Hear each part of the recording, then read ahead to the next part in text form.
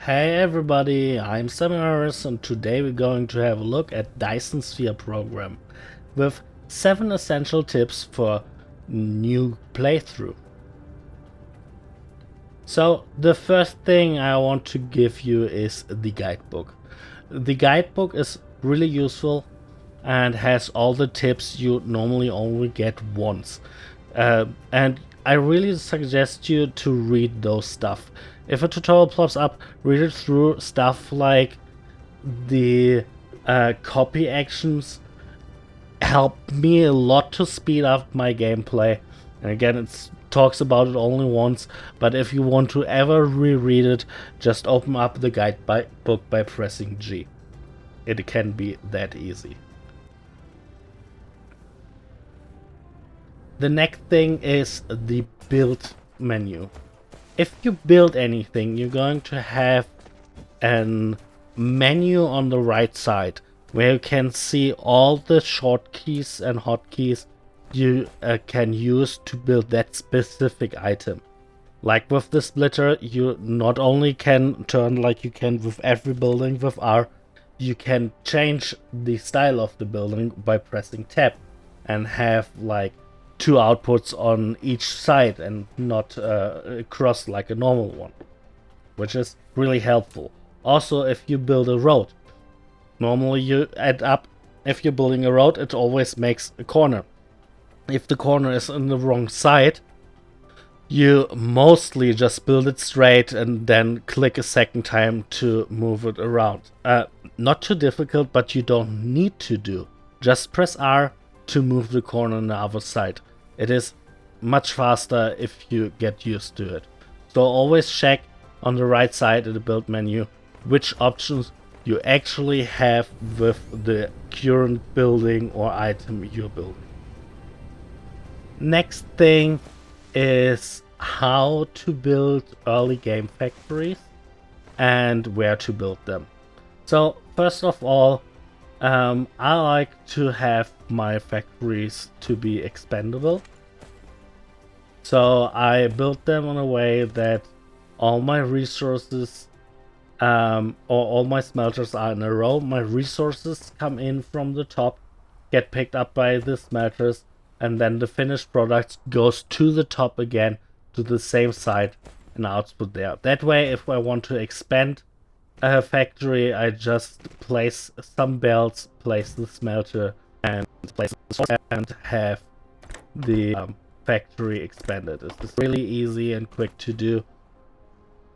You don't need to do much additional belt work, you need to find some second place anything. It is really easy.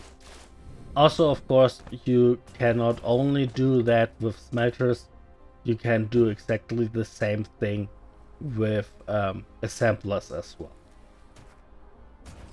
For placing of those, try to have enough space between them so you can place a smelter on both sides of the belts and have one of those towers, these stations, on top of them. You're going to need some time till you can build the station, so don't bother with it too much at the beginning, but just keep in mind that you should have enough space to place one of those towers later on the top of your factories.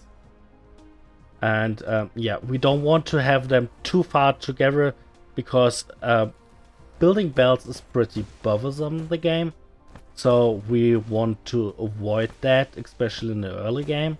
The towers are going to help us later on, but in the early games, I'm just placing row next to each other so I don't have to build belts too far. Next up is storage. You want to get items you use regularly for handcrafting or stuff into your mech, of course. What I like to do is I like to build a buffer like that with one input sorter and one output sorter.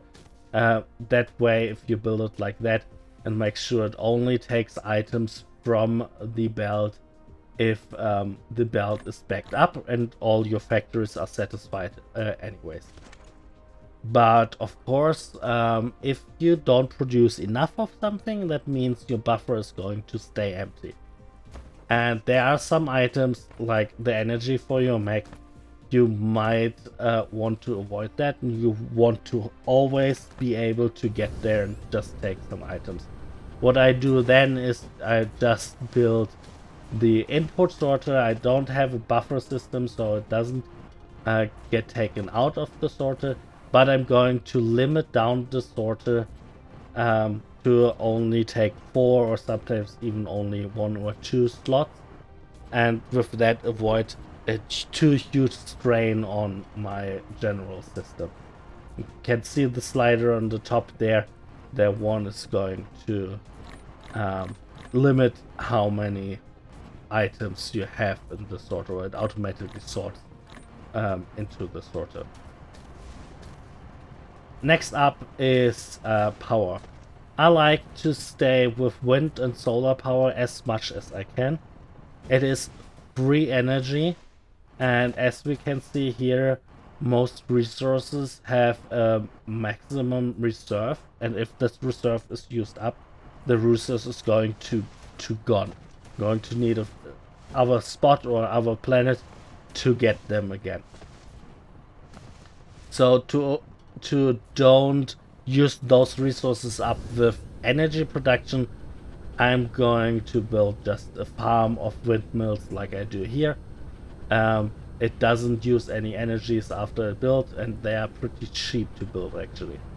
What you can also do is you can build thermal generators and feed them with oil products like hydrogen, refined oil, or even raw oil.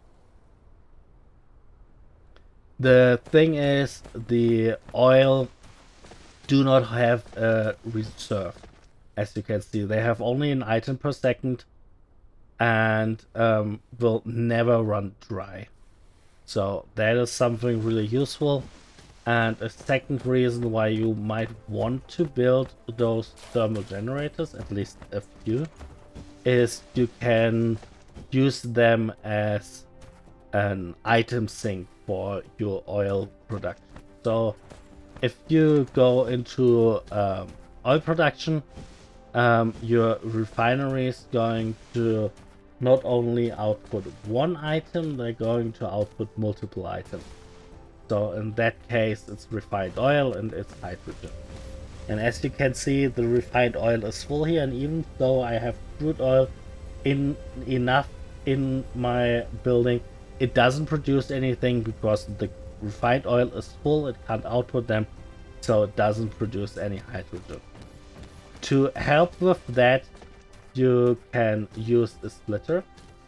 So I have this line coming from my refineries for the crude oil, and then going down again to my refineries where I refined the refined oil to more hydrogen.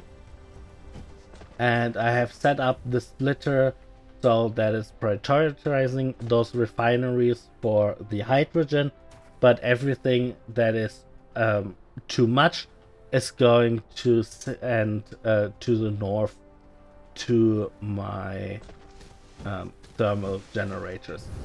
That way I can sync the items and make sure they still produce hydrogen. What's happening here is that I actually producing even more hydrogen than I need, so the hydrogen is going to be fed in here as well, and they can't handle it.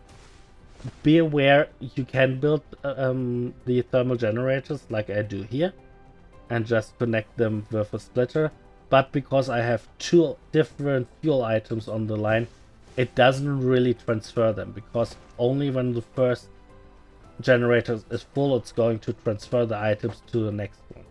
And with us having different items on the belt, it's going to switch over all the time and doesn't really feed the second one regularly. So only build them like that if you have only one fuel on the line. Otherwise, just build a longer line or a second belt and avoid that problem. But if you build it in a row, you can have multiple fuel resources there, or sync multiple fuel resources without any problem. At some time I even had graphene and crude oil on those generators as well. So I had 4 different fuel resources and it worked just fine. Lastly, I want to talk about the planetary transport stations. They are highly useful and I would highly suggest to rush them. You can find them in the research on the top here. And as you can see, we can easily research them with only blue and red stuff. Just know that you're going to need a few more technology, not to research them, but to actually build them. Like the titanium smelting, the microprocessors, the magnetic particle trap, and the super magnetic field generator. But just like the station itself, all of those stuff can be easily researched with blue and red matrices, so it's pretty fast to get there. So what does it do? It is a planetary transport station, so that means it can transport stuff from anywhere on the planet to anywhere on the planet, from one station to another. There's going to be an interplanetary station or interstellar station later on, which can do the same between systems, but only the planetary is useful in itself enough. You just can send one item to be a demand. That means the station will get that item or trying to get that item from any stations on your planet, or you can set it to supply. That means it is going to supply that items to any stations on the planet again. Just press the white button and you can select which item it is going to use to send or demand. Or building, always remember you can also automate building and conveyor belt stuff. Having done that, we finally don't need our factories so close together anymore, because we can move the items again from any stations to any stations. Like I have done it here with my graphite as well. I'm getting the coal to that station and the graphite from my smelters to the stations to get transferred to wherever I need them. And with that you can have factory like that a little bit on the outside. And you have the station, you set it up to get the plates you need for your factory, and then send the microprocessors to wherever they are needed actually. Just know 2 things. First of all, if you build a belt on those stations, you need to tell the station what item is going to be on the belt. Normally if you build a belt it is going to set to none, so like that means no items would get on the belt. And you need to find this filter symbol, click on it and say, well, on that belt I want to have like the processor silicon.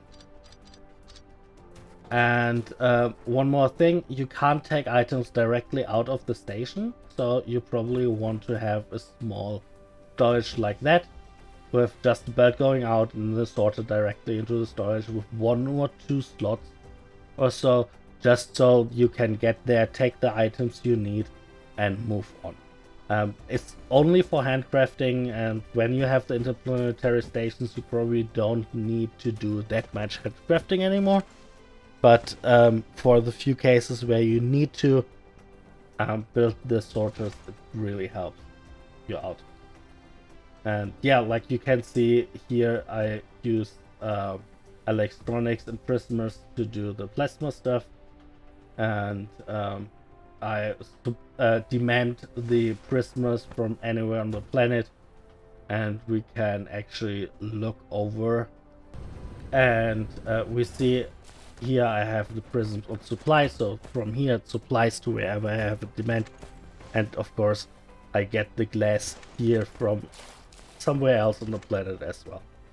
That way those transport hubs helps you a lot to get the resources from anywhere, and later on going to help you a lot with moving the raw resources as well.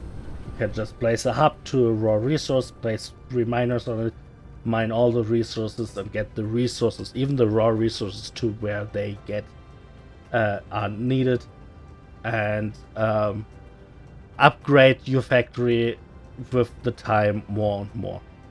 With that, thank you so much for watching. If you liked the video, leave me a like, subscribe to see more of those stuff. And if you see something differently, leave me a comment, I would love to read them.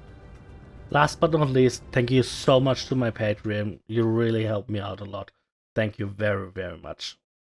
Bye bye and have fun gaming.